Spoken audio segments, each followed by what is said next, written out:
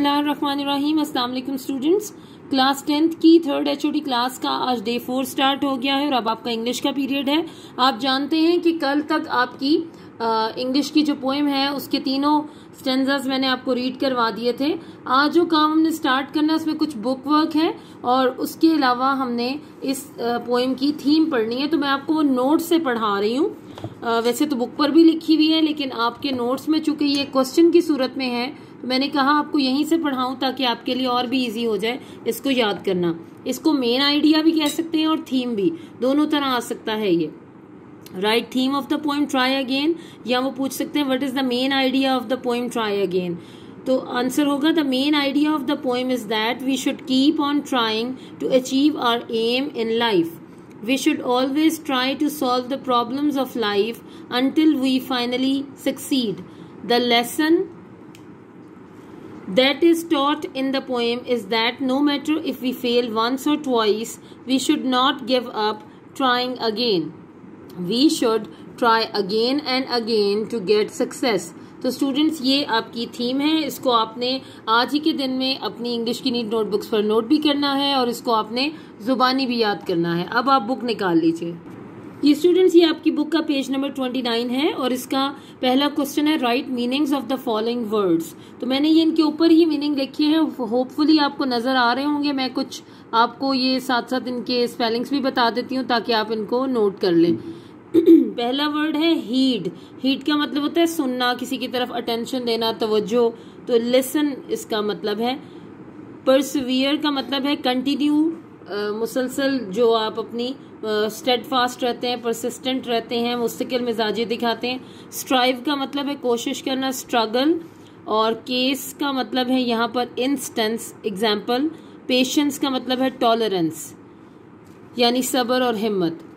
आगे है find synonyms of the following words. Synonyms का मतलब होता है सिमिलर मीनिंग्स जो हैं आप इन वर्ड्स के जो हैं वो बताएंगे। सबसे पहला वर्ड है करेज। तो करेज का वेलर भी हो सकता है और ब्रेवरी भी हो सकता है। कंकर का मतलब है विन। डिस्ग्रेस का मतलब है शेम, मतलब तो नहीं है ये, मतलब मैं इनके सिनोनिम्स आपको बता रही हूँ। करेज का सिनोनिम हो गया ब्रेवरी या वेलर। कंकर का विन। डिस्ग्रेस का सिनोनिम का मतलब चूंकि सेम मीनिंग है तो इसलिए उनसे मिलता जुलता मीनिंग बता रही हूँ आपको, शेम। हार्ड का, हार्ड मुश्किल को कहते हैं तो डिफिकल्ट। रिवॉर्ड किसी भी इनाम को कहते हैं तो इसका सिनोनिम होगा प्राइज। यानी सिनोनिम का मतलब होता है कि सिमिलर, वो जो आप कहते हैं ना मुतरादिफ, उर्दू में मुतरादिफ लिखें, एक जैसे मीनिंग्स होते हैं जिनके, तो ये वो बात इसमें आपको बताई जा रही है। तो ये इंग्लिश में मुतरादिफ अल्फाज को सिनोनिम्स कहते हैं। और आपको पता होगा यकीनन कि जो मुतजाद होते हैं, ऑपोजिट होते हैं, उनको क्या कहते हैं, एंटोनिम्स कहते हैं। तो अब मैं आपको आगे एक्सरसाइज करवाती हूँ। जी स्टूडेंट्स, इसी पेज पर नीचे सबसे पहले तो ये एक वर्ड है जो आपने लास्ट ईयर भी पढ़ा था, सिमिली। सिमिली क्या होता है? उर्दू में इसको कहते हैं तशबीह। आपने यकीनन पढ़ा होगा कि किसी चीज को, किसी कोई अच्छी बड़ी खूबसूरत चीज को या किसी भी चीज को उसकी किसी खूबी की बिना पर किसी और चीज की तरह करार देना। मतलब आपने अगर कहा कि जी ये चांद जैसा रोशन है, तो चांद में ये क्वालिटी है कि वो बहुत रोशन, खूबसूरत और चमकदार है। तो जिस किसी और चीज को आपने उस तरह का दिखाना है तो आपने उसको मारूफ चीज से, जिसको सब जानते हैं और वो अपनी रोशनी और खूबसूरती की वजह से मशहूर है, उसके साथ उसको मैच किया। तो ये सिमिली यानी तशबीह होती है। A figure of speech in which two apparently unlike things are explicitly compared, usually in a phrase introduced by like or as। यानी एक ऐसी ये फिगर ऑफ स्पीच है कि जिसमें अपेरेंटली जाहिरी तौर पर दो चीजें ऐसी जिनका आपस में कोई मैच नहीं होता, लेकिन कोई कंपैरिजन नहीं है या वो एक जैसी भी नहीं है, तो आपने उनको एक दूसरे के साथ किसी तरह मैच करना है और आप उसके लिए वर्ड यूज करते हैं लाइक या एज। ये आपने याद रखना, ये निशानी होती है। लाइक या एज इस्तेमाल हुआ है तो यहाँ पर सिमिली होगी। जैसे आपने कहा कि वो शेर की तरह बहादुर बहादुर है या वो शेर जैसा बहादुर है। तो शेर अब एक जानवर है और जिसको आपने कहा है कि वो बहादुर है वो इंसान है। तो बज़ाहिर तो ये दोनों सिमिलर नहीं है, लेकिन चूंकि शेर को भी आप ब्रेवरी, मजबूती या जुर्रत से आपने देखा कि शेर के अंदर होता है, तो आपने इंसान के अंदर भी जब यही क्वालिटीज देखी तो आपने उसको शेर की तरह मजबूत, बहादुर या जुर्रतमंद कहा और इसी से आपने ब्रेवरी से एक दूसरे को तशबीह दी। एग्जाम्पल्स हो गई, he is as fast as a horse. अब वो ही यकीनन इंसान है और हॉर्स घोड़ा यानी जानवर है। तो घोड़ा चूंकि तेज भागता है तो सिर्फ ये एग्जाम्पल देने के लिए उसको ये सिमिली दी गई, हॉर्स के साथ उसको तशबीह दी गई, क्योंकि वो भी बहुत तेज भाग रहा था तो उसको कहा कि इतना तेज भागता है जैसे कि एक घोड़ा। तो he is as fast as a horse, तो ये तशबीह दी गई एक इंसान को घोड़े के साथ उसकी तेज रफ्तारी की वजह से। It is cold like ice. अब आपको पता है कि बर्फ बहुत ज्यादा ठंडी होती है, तो कोई चीज अगर आपको बहुत ठंडी लग रही है तो आपने उसकी स्वेरिटी बताने के लिए कि ये कितनी ठंडी है तो आपने ये कह दिया ये इतना ठंडा है या इतनी ठंडी है जितनी बर्फ होती है, ये इतना सर्द है, बर्फ जैसा ठंडा। तो उसके लिए आपने कहा it is cold like ice. जी स्टूडेंट्स, ये पेज नंबर 30 पर अब हमें सिमिली के लिए एक क्वेश्चन दिया गया है। अब देखते हैं क्या है। Select the choice that explains the meaning of the simile as it is used in the sentences. यानी एक सिमिली दी गई है आपके 1 2 3 4 5 पॉइंट्स में और नीचे उसकी 3 कैटेगरीज बताई गई हैं कि ये सिमिली असल में डिपिक्ट क्या कर रही है, दरअसल कहना क्या चाह रही है, इसमें असल पॉइंट क्या है, असल बात क्या है। मसलन ये देखिए, on the cold winter day under the covers I kept as snug as a bug in a rug। तो ये कितना राइमिंग आप देखें सेंटेंस है। तो वो कह रहे हैं कि ये the simile as snug as a bug in a rug means, इसका मतलब क्या है? There were bugs in my bed, I was cozy in my bed, या I was too cold to stay in bed। तो इसका मतलब है B, यानी I was cozy in my bed. वो ये कहना चाह रहा है मिसाल देकर कि एक ठंडी रात को, सर्दियों की एक सर्द रात में मैं अपने कवर्स में यानी अपने किसी क्विल्ट में इतना आराम से लेटा हुआ था कि जैसे कोई बग हो यानी कोई कीड़ा मकोड़ा हो जो कि किसी रग में बड़ा आराम से कहीं छुप के बैठा हुआ है। तो ये मिसाल दी है उसने, तो अपने आप को भी ऐसे ही कहा है। तो इसका मतलब है I was cozy in my bed, कि मैं अपने गरम नरम बेड में बहुत ही कंफर्टेबल तरीके से था। तो ये आंसर करेक्ट होगा कि इस सिमिली का मतलब एग्जैक्टली क्या है। अगली तो और भी इंटरेस्टिंग है। The new teacher was as sweet as apple pie. The simile as sweet as apple pie means the new teacher was nice, the new teacher was big by eating too much pie, या third है the new teacher was rude. तो इसका answer है ए। आपको भी समझ आ गया कि ये किसी को अच्छा कहने के लिए आपने ये सिमिली इस्तेमाल की कि वो इतना स्वीट है बंदा, या वो इतनी स्वीट है कि ऐसे जैसे एक एप्पल पाई जितना मीठा बंदा। तो ये मिसाल देने के लिए, उनकी अच्छाई को जाहिर करने के लिए ये कहा गया। The new teacher was nice, तो ए इज द करेक्ट आंसर।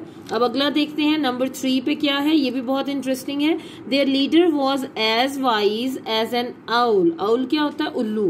कि उनका लीडर इतना ज़हीन था जितना कि एक उल्लू। आप जानते हैं उल्लू को भी लोग एक ज़हीन परिंदा कहते हैं। The simile as wise as an owl means the leader thought he could fly, the leader could talk to the owls, या the leader knew a lot of things. तो आंसर है C. Answer C is correct. The leader knew a lot of things.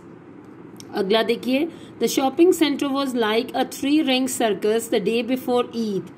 ये आपको भी पता है, ईद से पहले कोई भी शॉपिंग सेंटर ऐसे ही होता है कि जैसे वो सर्कस का कोई मैदान बना हुआ है। तो उसकी क्या वजह है? It means the simile like 3 ring circus means the shopping centre was quiet, यानी वो बिल्कुल चुपचाप था, खामोश था।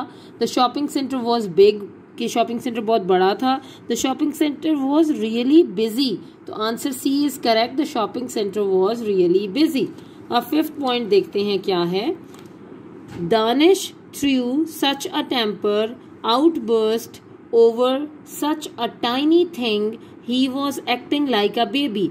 यानी दानिश जो है वो बहुत ही गुस्सा करता है छोटी छोटी बातों पर, एक छोटे बच्चे की तरह एक्ट करता है। The simile like a baby means Danish was mature, Danish was acting childish, Danish was baby sitting.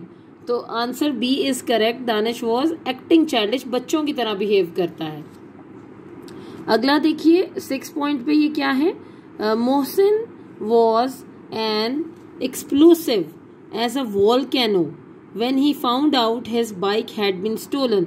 यानी मोहसिन एक आतिशफिशा, वॉल्केनो आप जानते हैं आतिशफिशा को कहते हैं, उसकी तरह फट पड़ा जब उसको ये पता चला कि उसकी जो बाइक है वो चोरी हो गई है।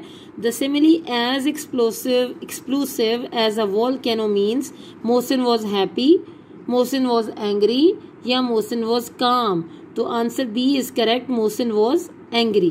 तो आपको इसमें बेसिकली ये भी याद रखना है कि इनमें कौन कौन सी एग्जैक्ट जो है वो सिमिलीज हैं, क्योंकि पेपर में ये भी हो सकता है कि वो पूछ लें कि ये सिमिली है, मेटाफर है, क्या है। तो ये जो थोड़ी उन्होंने हाईलाइट की हुई हैं ये बेसिकली तो सिमिलीज हैं जो इस्तेमाल हुई हैं इसके अंदर।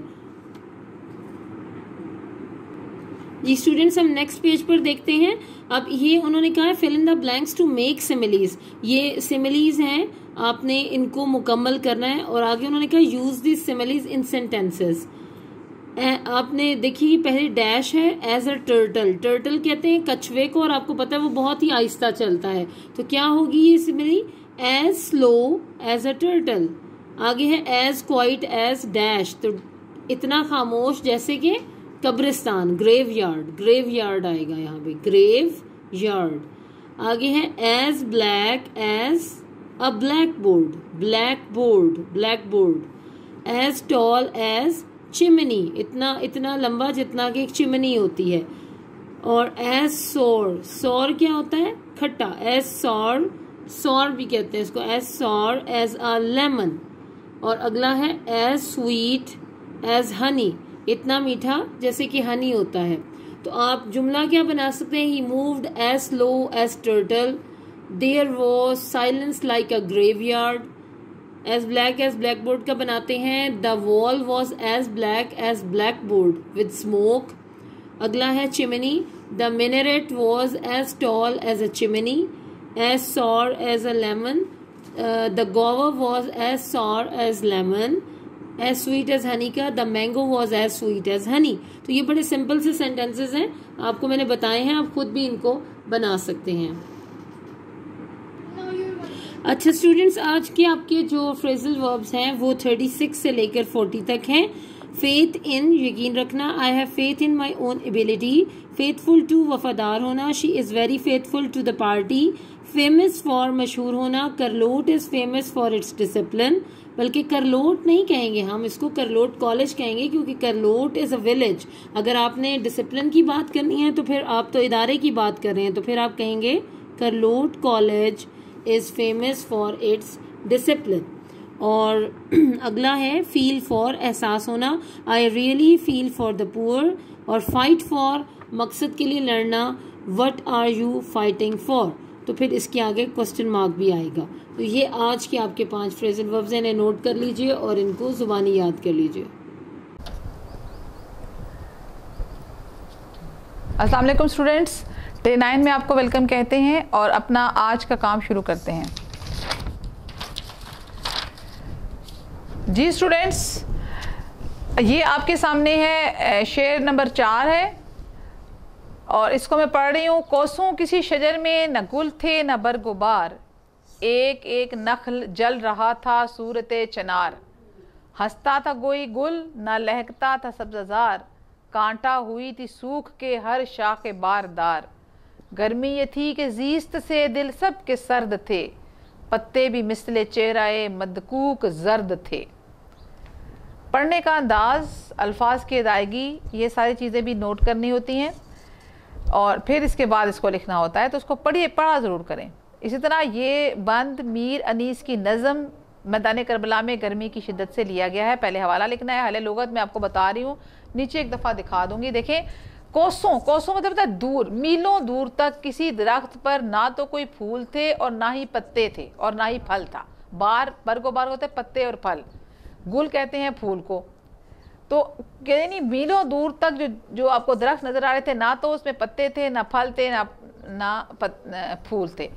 एक एक नखल कहते हैं छोटे पौधे को, ऐसे जल रहा था पौधा जैसे चिनार जलता है। अब चिनार जो होता है वो एक सुर्ख फूलों वाला दरख्त होता है, और ये काफ़ी सारे होते हैं। आप कश्मीर की साइड पे जाएं तो चिनार नज़र आते हैं, दूर से ऐसा लगता है जंगल में आग लगी हुई है, यानी वो इतने रेड होते हैं कि वो आग लगी हुई दिखाई देते हैं। इसलिए उसने यहाँ पे उसको तशबीह की तरह इस्तेमाल किया, सूरत चिनार। मैंने आपको तशबीह और इस्तारे में फ़र्क बता रही हूँ साथ साथ कि ये तशबीह है, क्योंकि ये साथ में उसको बता रहे सूरत चिनार की तरह जल रहा था। अगर वो चिनार होता तो फिर तो होता, लेकिन उनका सूरत चिनार, तो ये तशबीह है। तो चिनार से तशबीह दे रहे हैं छोटे पौधे को कि वो जल रहा है। हंसता था कोई गुल, यानी कोई फूल भी हंसता नहीं था, और ना ही कोई सब्ज़ाजार जो है वो लहक रहा था, यानी कोई होता, कोई गर्मी कम होती तो लहकता। कांटा हुई थी सूख के हर शाख बारदार, यानी बारदार कहते हैं फलदार शाख को। तो वो शायर कह रहा है कि जो फलदार शाख है वो सूख कर कांटा हो गई है। ठीक है। गर्मी ये थी कि जीस्त से दिल सबके सर्द थे।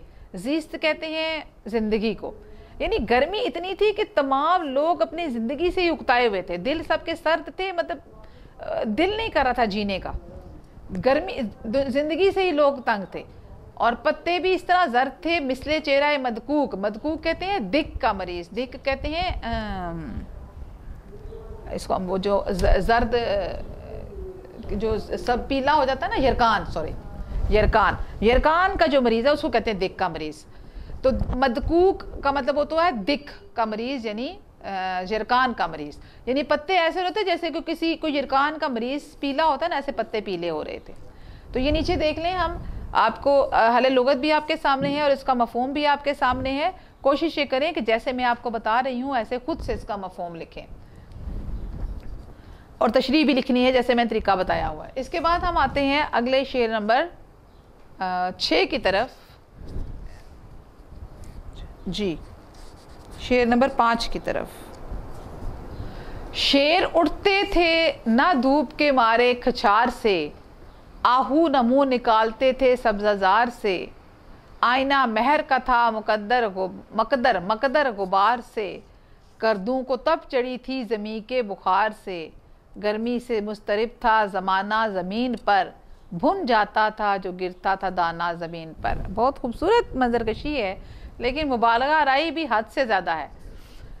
शेर उड़ते थे ना धूप के मारे खचार। खचार कहते हैं शेर के वो गार जो होता है उसको कहते हैं खचार, शेर के घर को कहते हैं जहाँ शेर रहता है। तो ये नहीं धूप इतना ज़्यादा है कि शेर अपने खचार से अपने घर से बाहर नहीं निकल रहे थे। और ना ही आहू, मैं आपको बता चुकी हूँ आहू हिरन को कहते हैं, और हिरन भी जो है वो अपने सब्ज़ाजार यानी मैदान से बाहर नहीं आते थे। आईना महर का था मकदर गुबार से, महर कहते हैं सूरज को, तो आईना कहते हैं यानी जो धूप का आईना था, धूप जो थी वो सूरज की गुबार की वजह से, यानी गर्मी से जो गुबार सा होता है उससे वो मैला हो गया था। यानी जो धूप का आईना था, सूरज का जो आईना होता है वो धूप होती है, तो धूप जो थी वो मैली हो रही थी गुबार की वजह से। गर्दों को तब चढ़ी थी, गर्दों भी कहते हैं आसमान को, गर्दों को तब चढ़ी थी यानी गर्दों को, आसमान को बुखार हो गया था ज़मीन के बुखार की वजह से, ज़मीन की गर्मी की वजह से आसमान को भी बुखार हो गया था। और मुस्तरिब कहते हैं परेशान को, तो यानी पे गर्मी से मुस्तरिब था यानी बेचैन था, सारी ज़मीन, सारी दुनिया, सारा ज़माना जो है गर्मी से परेशान था। और जो भी कोई दाना ज़मीन पर गिरता था वो भुन जाता था, यानी गर्मी इतनी थी कि दाना भुन जाता था। ये भी मुबालगा आ रही है, इतना ज़्यादा गर्मी कभी नहीं होती कि ज़मीन पर दाना गिरे और वो भुन जाए। ठीक है जी, तो इसको भी बाकी वही तरीक़ाकार इख्तियार करना है, हवाला, हले लुगत और मफ़हूम, और फिर तशरीह लिखनी है हमने, जैसा कि हम आपको उसकी तरतीब बता चुके हैं।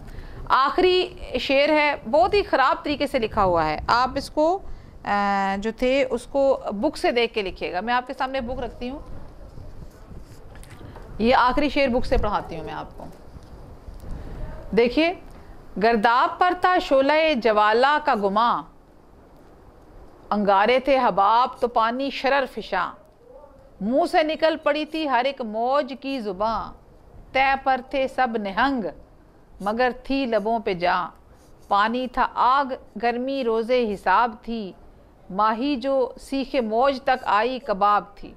यानी गर्दाब कहते हैं भंवर, पानी के चक्कर को, यानी जो पानी का चक्कर था वो ऐसा लगता था कि शोला जवाला है। शोला जवाला कहते हैं आग को, आग का शोला है। गुमा मतलब उसका ख्याल, ठीक है। तो ये गर्दाब था वो ऐसा लग रहा था जैसे आग का कोई शोला जल रहा हो। और अंगारे थे हबाब, हबाब मैंने आपको बताया पानी के वो जो बुलबुले होते हैं उनको हबाब कहते हैं। तो वो हबाब जो है वो अंगारों की तरह थे, ठीक है। और पानी ऐसे लग रहा था जैसे कि चिंगारियाँ, शरर कहते हैं चिंगारी को, शरर फिशा चिंगारी बरसने वाला, यानी पानी ऐसे लग रहा था जैसे चिंगारियाँ बरस रही हैं, इस कदर गर्म पानी था। मुंह से निकल पड़ी थी हर एक मौज की जुबान, यानी जो पानी की जो मौजें थीं वो इस कदर पानी गर्म है जाहिर है, तो वो कह रहा है कि मुंह से जुबान बाहर आ रही थी। अब ये भी एक मुबालगा आई है। तय पर थे सब निहंग, निहंग कहते हैं मगरमच्छ को, ठीक है। वो यानी जितने भी मगरमच्छ थे वो पानी की तह में थे, मगर उनकी भी जान जो है वो लबों पे आई हुई थी, यानी वो भी शदीद परेशान थे। पानी था आग, यानी पानी आग की तरह गर्म था और गर्मी ऐसी थी जैसे क़यामत का दिन हो। और जो भी माही, माही कहते हैं मछली को, जो सीखे मौज तक आई कबाब थी, यानी माही कहते हैं मछली को, यानी जो सीखे मौज, यानी सीख के साथ उसको उन्होंने तशबीह दी हुई है कि जो मौज है पानी की वो सीख की तरह गर्म है। ऊपर पे पहले ना अब हर एक मौज की ज़ुबान से बाहर निकल रही है, तो माही जब उस मौज पे आती है यानी बहुत ही शदीद गर्म है, इतनी मौज गर्म है कि जब मछली उस पर पहुंचती है तो वो कबाब की तरह भुन जाती है, ठीक है। तो मुबालगा राय भी बहुत है और मंजर नगारी भी खूबसूरत है। अगर हम देखें तो इसके अंदर बहुत ही खूबसूरत तस्वीर कशी की गई है। तो अब हम इसकी ये देख लें, आपके सामने नीचे मफ़हूम है और इसका तशरीह है। और ये काम आपने आज की तारीख़ में 3 बंद में आपको इसलिए दे रही हूँ कि आपने इसको लिखना है, इसकी तशरीह लिखनी है और इसको याद करना है और इसको बहुत अच्छे तरीके से पढ़ लेना है। मुझे उम्मीद है कि मैंने जिस तरीके से आपको पढ़ाया है आप इसको खुद से अब इसका मफ़हूम जो है वो लिखने के काबिल हो गए होंगे। तो अब यहाँ तक आपका आज के दिन का काम कंप्लीट होता है। स्टूडेंट्स आज डे 9 है और डे 9 में हमने चैप्टर नंबर 6 का टॉपिक ग्रीन हाउस इफेक्ट के बारे में पढ़ना है।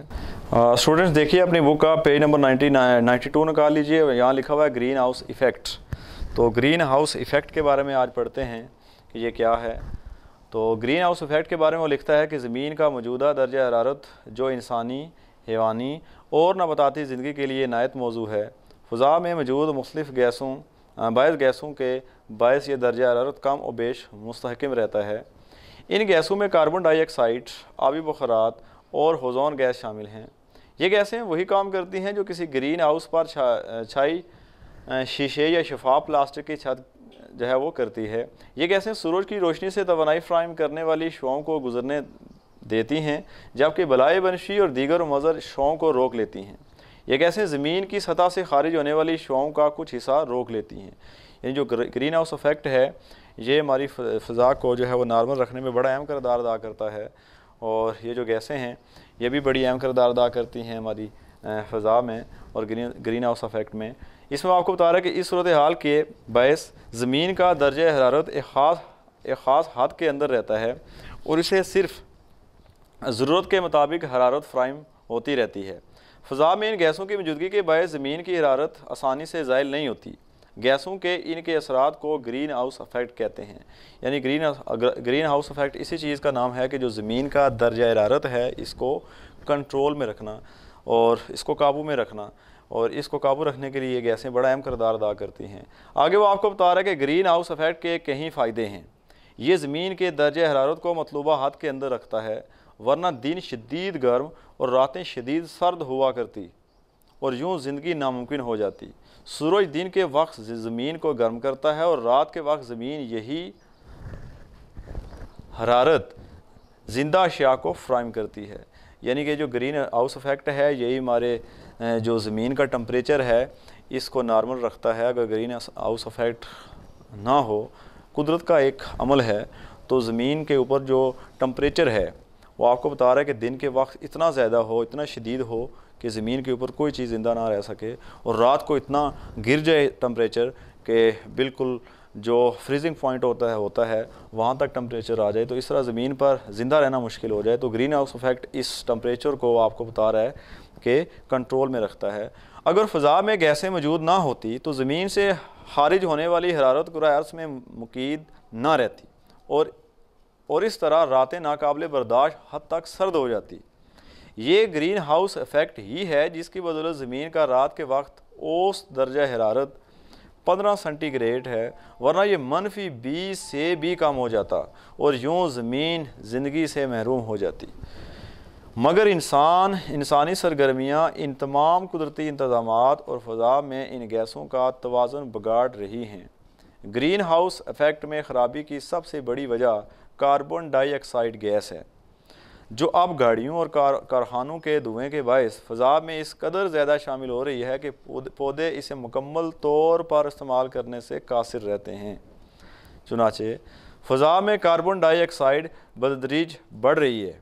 ग्रीन हाउस इफ़ेक्ट में खलल अंदाजी की वजह से ज़मीन का इज्तिमाई औसत दर्जा हरारत बढ़ने लगा है। इस कैफियत को ग्लोबल वार्मिंग कहते हैं। तो स्टूडेंट्स, बढ़ती हुई टेक्नोलॉजी के साथ और बढ़ती हुई इस दुनिया में आबादी के साथ साथ ये जो ग्रीन हाउस इफ़ेक्ट है, इसका तवाज़ुन भी ख़राब होता चला जा रहा है और हम देखते हैं कि ग्लोबल वार्मिंग असल में यही है कि ज़मीन का जो टम्परेचर है वो बहुत ज़्यादा हो जाएगा।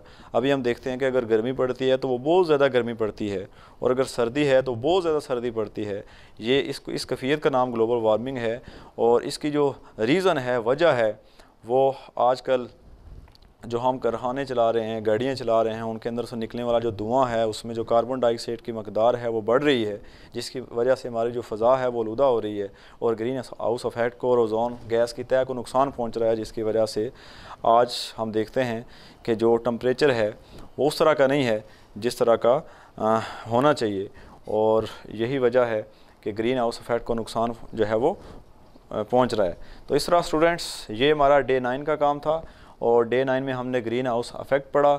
आपने इस टॉपिक को बड़े अच्छे तरीके से पढ़ना है, याद करना है और इसका जो है वो नोटबुक के ऊपर इसके नोट्स भी बना लेने हैं। तलबा, चलते हैं अपने सबक के 9वें दिन की तरफ। तीसरी आयत में ये बताया गया है कि खुश कलामी और दरगुजर से काम लेना उस सदक़ा से बेहतर है जिसके बाद साइल यानी सवाल करने वाले या मिस्कीन को तकलीफ़ दी जाए। यानी खुश कलामी और दरगुजर से काम लेना उस सदका से बेहतर है जिसके बाद साइल या मिस्कीन को तकलीफ़ दी जाए। बाज़ औक़ात ज़िद्दी साइल तंग करते हैं और इंसान उनकी खिदमत दिल से नहीं करना चाहता। ऐसी सूरत में खुश कलामी से उन्हें टाल देना उस इमदाद से बेहतर है जिसके बाद उन्हें बुरा भला कहकर ज़हनी तकलीफ़ दी जाए। यानी मदद भी की जाए, फिर उसके बाद उनकी ज़िद की वजह से उनको बुरा भला भी कहकर उनको तकलीफ़ दी जाए। जैसे अल्लाह की ज़ात गनी है और हलीम है, इसी तरह इंसान को मुस्तगनी और मुतहम्मिल ज़ात मजाज होना चाहिए। बिस्मिल्लाहिर्रहमानिर्रहीम। अस्सलाम वालेकुम स्टूडेंट्स, क्लास 10th की 3rd HOD क्लास का आज डे 9 स्टार्ट हो गया है और अब आपका मुताला पाकिस्तान का पीरियड है। आप अपनी बुक्स निकाल लीजिए जी। आज हम अपना नया टॉपिक स्टार्ट करेंगे, local government plan 2000। General Pervez Musharraf की हुकूमत ने 12 अक्टूबर 1999 को हुकूमत संभालने के बाद मुकामी हुकूमतों के निज़ाम में वाज़ेह तब्दीलियां लाने का वादा किया ताकि इक़्तिदार अवाम की निचली सतह तक मुंतकिल हो सके। पाकिस्तान में मुकामी हुकूमत को 3 हिस्सों यूनियन हुकूमत, तहसील हुकूमत और ज़िलाई हुकूमत में तकसीम किया गया जी। यूनियन हुकूमत, यूनियन गवर्नमेंट।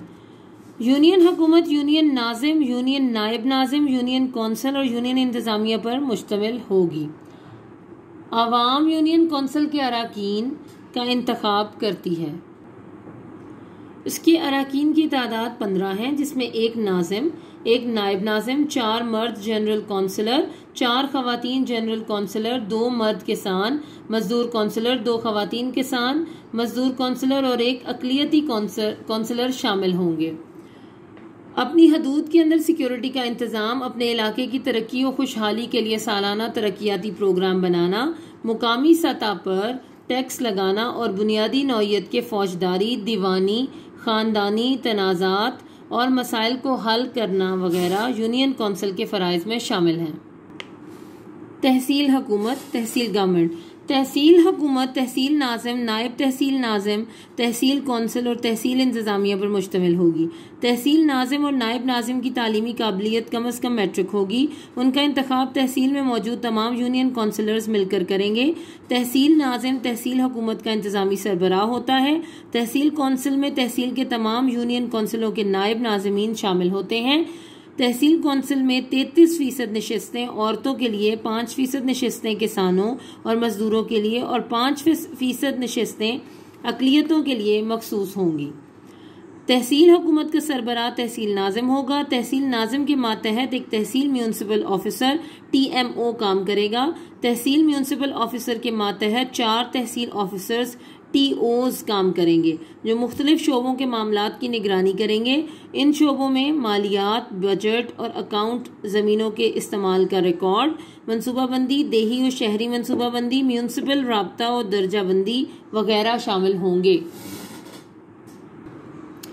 ज़िलाई हुकूमत डिस्ट्रिक्ट गवर्नमेंट।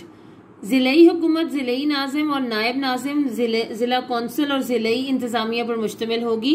एक ज़िले के अंदर तमाम यूनियन कौंसिलों के नाज़िम ज़िला कौंसिल में शामिल होते हैं। ज़िला कौंसिल की कुल तादाद का 33% हिस्सा औरतों के लिए, 6% नशिस्तें किसानों और मजदूरों के लिए और 5% नशिस्तें अक़लियतों के लिए मखसूस होती हैं।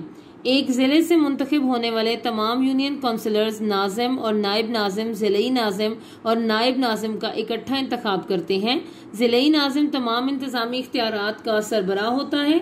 ज़िले की पुलिस और इंतज़ामिया ज़िलाई नाज़िम को जवाबदेह होती है। ज़िलाई नाज़िम ज़िले के अंदर सियासी क़यादत फराहम करता है और ज़िले की ज़रूरियात, तरक्की और खुशहाली का जिम्मेदार होता है। ज़िले का इंतज़ाम ज़िलाई राब्ता ऑफिसर DCO के ज़रिए चलाया जाता है। ज़िले की इंतज़ामिया मुख्तलिफ महकमों पर मुश्तमिल होती है और हर महकमे का सरबराह ज़िलाई एग्जीक्यूटिव ऑफिसर EDO कहलाता है। ज़िलाई इंतज़ामिया ज़िले के लिए कवायद व ज़वाबित बनाती है। मुख्तलिफ प्रोग्राम और बजट बनाकर ज़िलाई नाज़िम और ज़िला कौंसिल की मंजूरी के बाद उस पर अमल दरामद करवाती है। ज़िले के हदूद के अंदर वफाकी और सूबाई कवानीन पर अमल दरामद करवाती है। ज़िलाई हुकूमत को ज़िलाई टैक्स की फहरिस्त के मुताबिक टैक्स लगाने और टैक्सों में कमी बेशी करने का इख्तियार भी होता है। इंतखाब 2002 और बहाली जमहूरियत, ये और 2 दफ़ा लिखा गया है, आप एक दफ़ा के और को काट दीजिएगा। कई दफ़ा बुक्स में भी मिस्टेक हो जाती है, डजंट मैटर। इंतखाब 2002 और बहाली जमहूरियत, 2002 election and restoration of democracy. BA की शर्त। अक्टूबर 2002 में मुल्क में इंतखाबात मुनक्किद हुए। जनरल मुशर्रफ ने नवंबर 2002 में आइंदा 5 साल के लिए सदर मुमलिकत का हल्फ उठाया। पाकिस्तान में पहली बार उम्मीदवार का ग्रेजुएट BA पास होना लाजमी करार दिया गया। जनरल परवेज मुशर्रफ के लामहदूद इख्तियारात। फरवरी 2003 को वफाकी हुकूमत ने लीगल फ्रेमवर्क ऑर्डर LFO के हवाले से एक नोटिफिकेशन जारी किया जिसके बायस सदर परवेज मुशर्रफ को गवर्नरों, तीनों मुसल्लह अफवाज के सरबराहों, चीफ इलेक्शन कमीशन और chairman federal public service commission की तकरीरी और असम्बलियों की बरतरफी समेत लामहदूद इख्तियारात हासिल हो गए। LFO वजह तनाज़ा और इंतखाब 2008। LFO हुकूमत और अपोजिशन के दरमियान मुतनाज़ा बन गया। उस वक्त के वजीर आज़म मीर ज़फ़रुल्लाह खान जमाली ने अपनी भरपूर कोशिशों से हुकूमत और अपोजिशन के दरमियान ताउन की राह हमवार की। 2003 में ARD अपोजिशन जमातें ने महंगाई, बेरोजगारी, मनपसंद अफराद के कर्जे माफ़ करने, मुशर्रफ हुकूमत की दाखिली और खारिजी दोनों महाजों पर नाकामी के हवाले से एक वाइट पेपर शाया किया। 1 जनवरी 2004 को कौमी असम्बली ने जनरल परवेज मुशर्रफ को फिर सदर मुंतखब कर लिया। जनरल परवेज मुशर्रफ ने मुस्लिम लीग काफ के साथ मिलकर जनवरी 2008 में इंतखाबात का ऐलान इस शर्त के साथ किया कि पहले मौजूदा असम्बली तहलील होने से कबल उन्हें फिर अगले 5 वर्ष के लिए सदर मुंतखब करे। जनरल परवेज मुशर्रफ अगले 5 साल के लिए सदर मुंतखब हुए। उन्होंने फरवरी 2008 में इंतखाबात करवाए उन इंतखाबात का नतीजा ये निकला कि मुस्लिम लीग काफ अक्सरियत हासिल ना कर सकी। पीपल्स पार्टी और मुस्लिम लीग नून ने उस इंतखाब में अक्सरियत हासिल की। सैयद यूसुफ रजा गिलानी पाकिस्तान के वजीर आज़म बने।